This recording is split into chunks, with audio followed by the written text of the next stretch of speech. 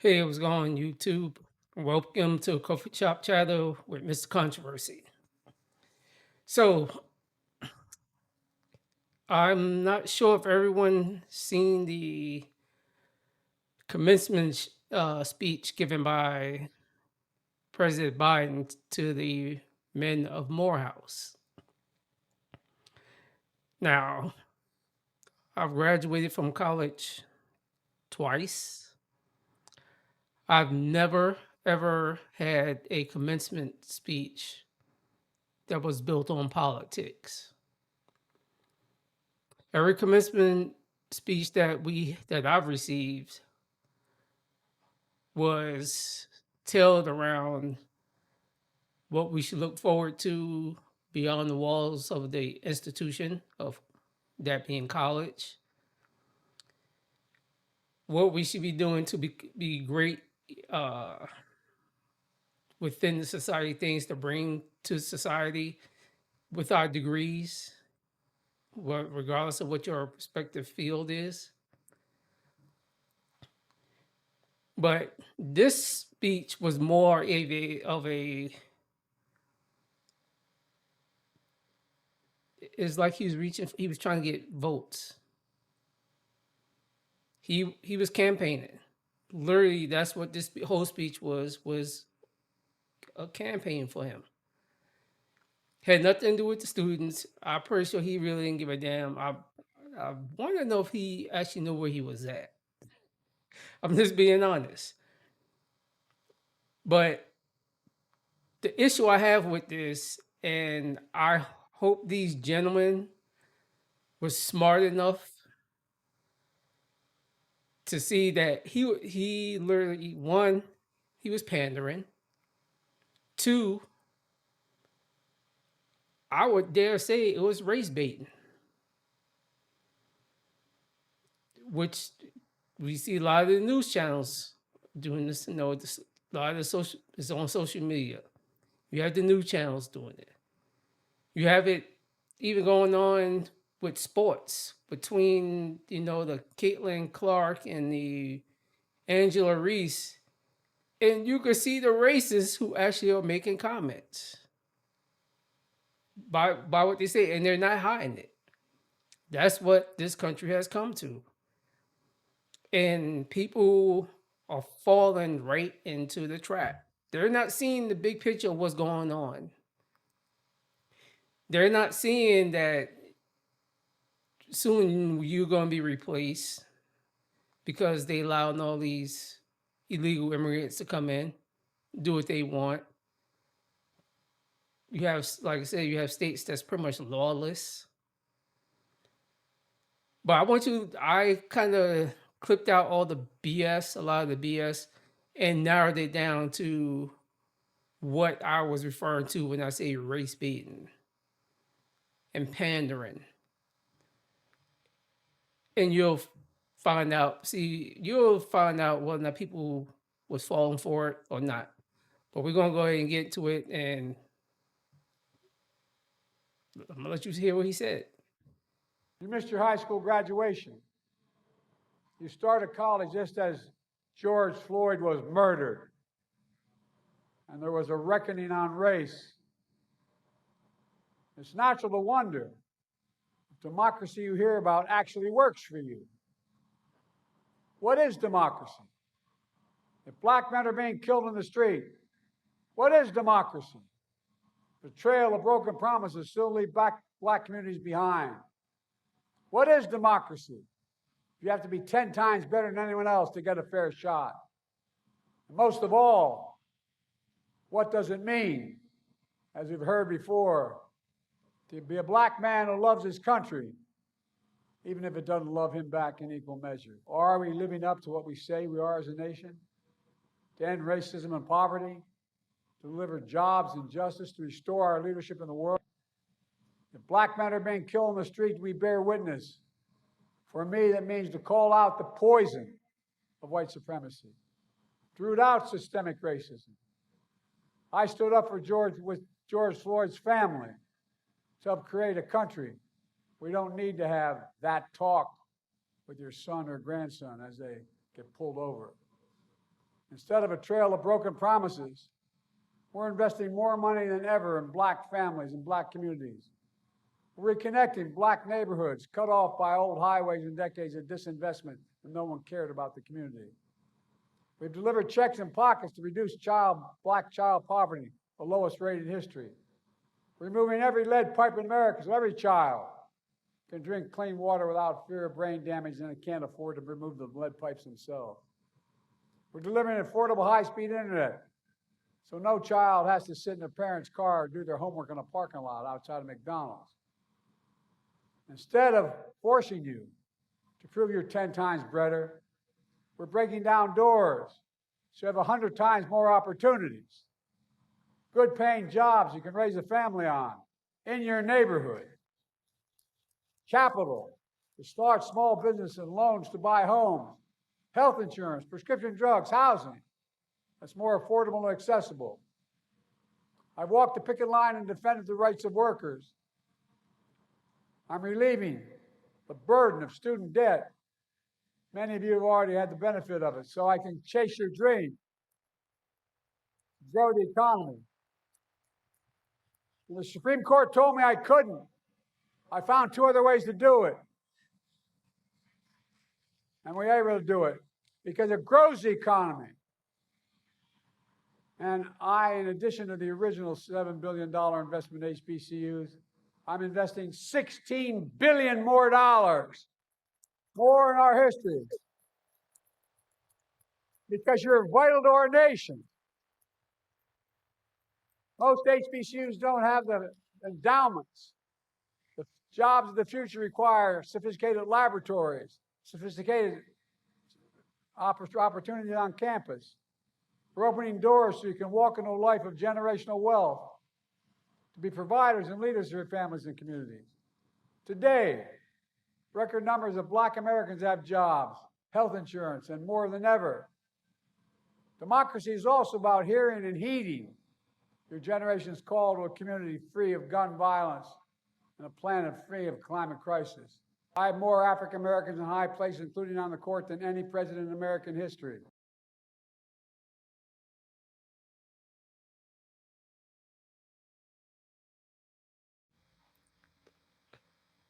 So then you have the bullshit.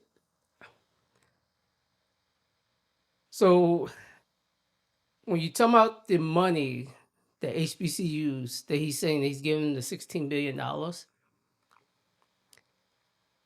most black people don't even know because they don't do research, they don't read.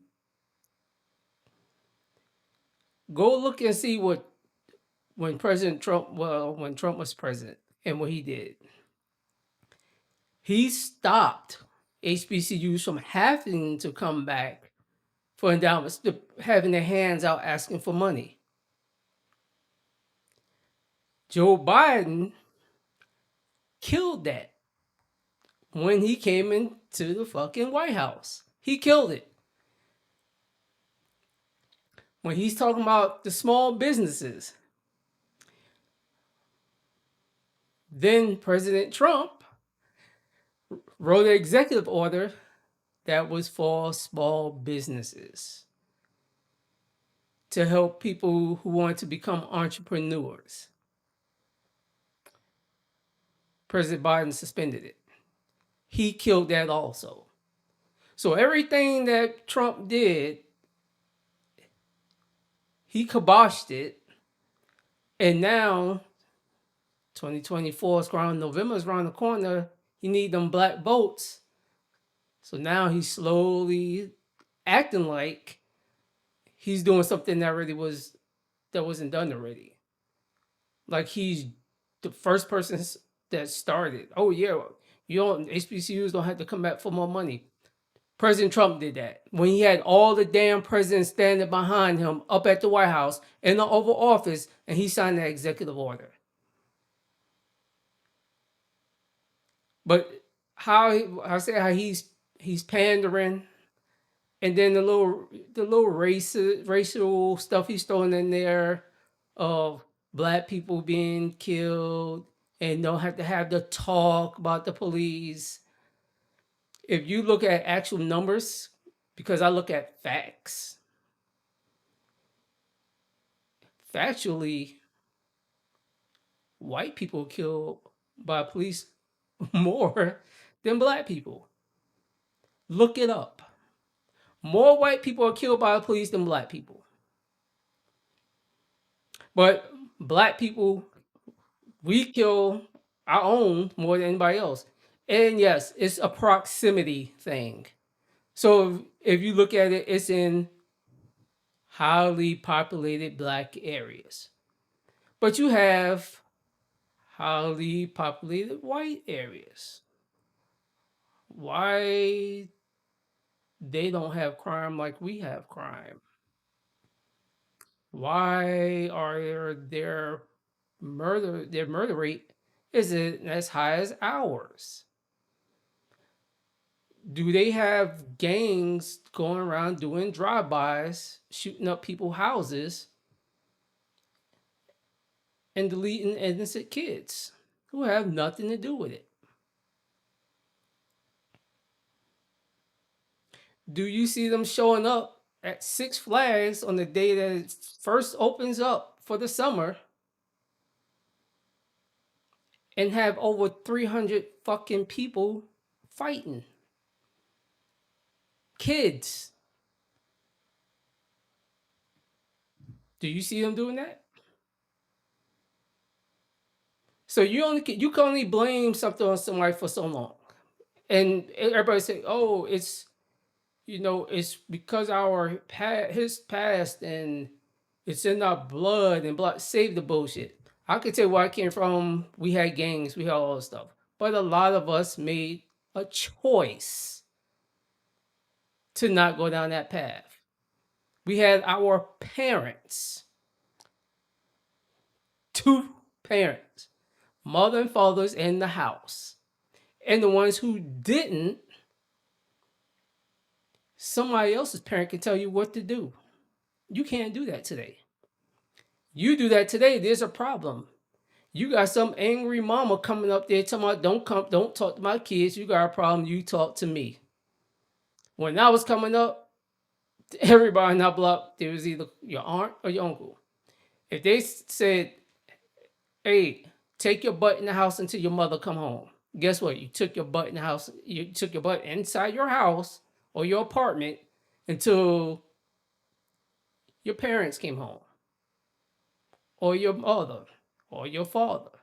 But you were in that house and you got dimed out. Soon as they got in that house, because they knew what time your parents got home, you might as well tell yourself. Because if I was in the house, my mom and dad would be like, "Why are you in the house?" Miss Jeanette made me, Aunt Jeanette made me go in the house. Uncle Charlie made me go in the house. Aunt Valerie made me go in the house. Why? I had to tell them what I did. And then they will call. All my mother and father, they will call down there and be like, hey, what happened? This is what he told me.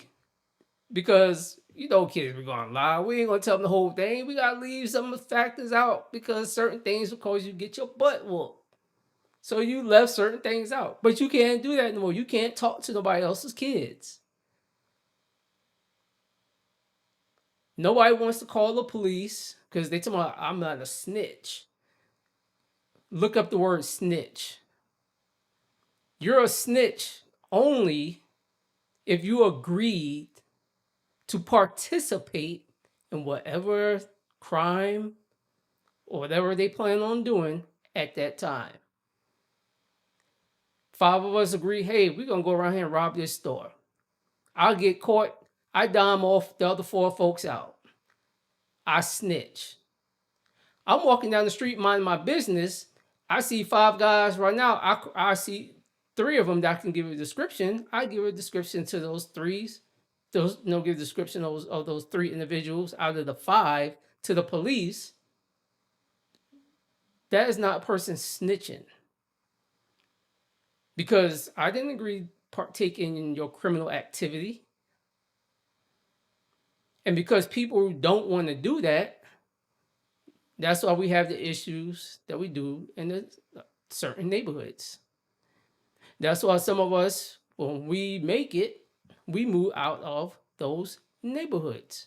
Because some of those same people will sit there, smile in your face, and will break into your damn house or break into your apartment.